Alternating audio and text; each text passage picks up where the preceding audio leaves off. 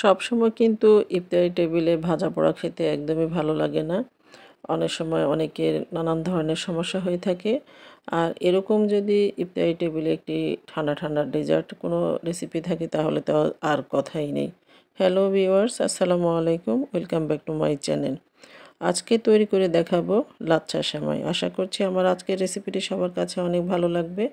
প্রথমে আমি এখানে 1.5 লিটার পরিমাণ দুধটাকে জাল করে 1 লিটার পরিমাণ করে নিয়েছি। আর আমি এখন এখানে 1.25 কাপ পরিমাণ চিনি দিয়ে দিয়েছি। আর একটু চিমটি পরিমাণ লবণটা অ্যাড করে দিয়েছি।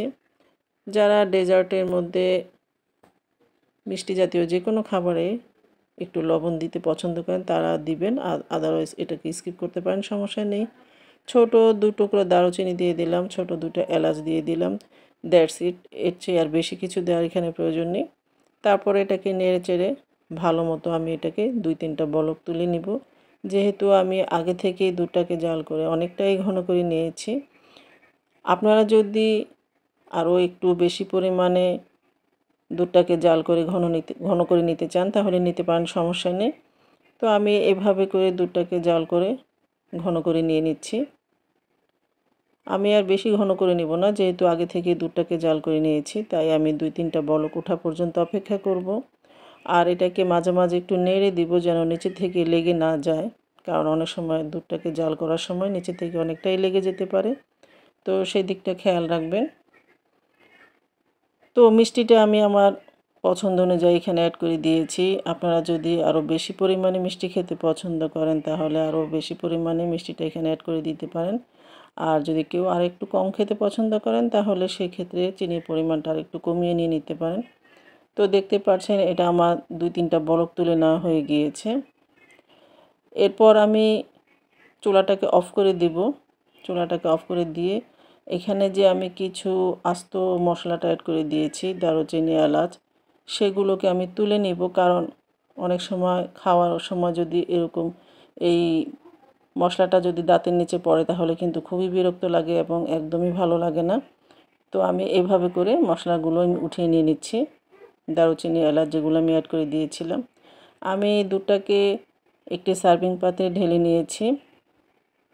এখন আমি এটাকে 3-4 মিনিটের মতো একটু রেস্টে রেখে দিব, মানে আমি একটু ঠান্ডা করে নেব। আর এখানে আমি একটি ছোট টিপস শেয়ার করছি। যারা এরকম লাচ্ছা সেমাই তৈরি করবেন তারা কিন্তু দুধটাকে একটু ঠান্ডা করে নেবেন, এতে করে লাচ্ছা সেমাইটা একদম ঠিক আস্তে আস্তে থাকবে, মানে এটা একদম গলে ভর্তা হয়ে যাবে না, ঠিক এরকম আস্তে আস্তে থাকবে এবং দুধটা পুরোপুরি সোপ করে নেবে এবং খেতে কিন্তু অসাধারণ টেস্টি লাগবে। আর অতিরিক্ত গরম দুধের মধ্যে যদি আপনারা এরকম লাচ্ছা সেমাইটা দিয়ে দেন তাহলে কিন্তু একদম অনেক সময় দেখা যায় সেমাইটা একদম ভর্তা হয়ে যায়, মানে হালুয়ার মতো হয়ে যায়, খেতে তো একদমই ভালো লাগে না, খুবই বাজে টেস্ট লাগে। তো আমি এটাকে একটু রেস্টে রেখে কিন্তু এখানে আমি লাচ্ছা সেমাইটা দিয়ে দিলাম। আমি এখানে 200 গ্রামের প্যাকেটের একটি লাচ্ছা সেমাই নিয়েছি। আমি 100 গ্রামের একটু 100 গ্রামের মতোই আমি লাচ্ছা সেমাইটা দিয়ে দিয়েছি। আর এটাকে 5 মিনিট পর আমি এখানে কিছু কিশমিশ দিয়ে দিলাম, উপর থেকে একটু গার্নিশ করে দিলাম। আপনারা বিভিন্ন ধরনের বাদাম কুচি এখানে অ্যাড করে দিতে পারেন। তো আমার বাচ্চারা খুব একটা পছন্দ করে না বাদাম কুচি, তাই আমি দিলাম না। এটাকে আমি ফ্রিজে 2 ঘন্টা রেস্টে রেখে দিয়েছি। ব্যাস তৈরি হয়ে গেল আমার ঝটপট লাচ্ছা সেমাই। ইফতারি টেবিলে এরকম ঠান্ডা ঠান্ডা যদি লাচ্ছা সেমাইটা থাকে তাহলে তো আর কথাই নেই। আশা করছি আমার আজকের এই লাচ্ছা সেমাই রেসিপিটি সবার কাছে ভালো লেগেছে। ভালো লাগলে লাইক, কমেন্ট, শেয়ার করবেন। আল্লাহ হাফেজ।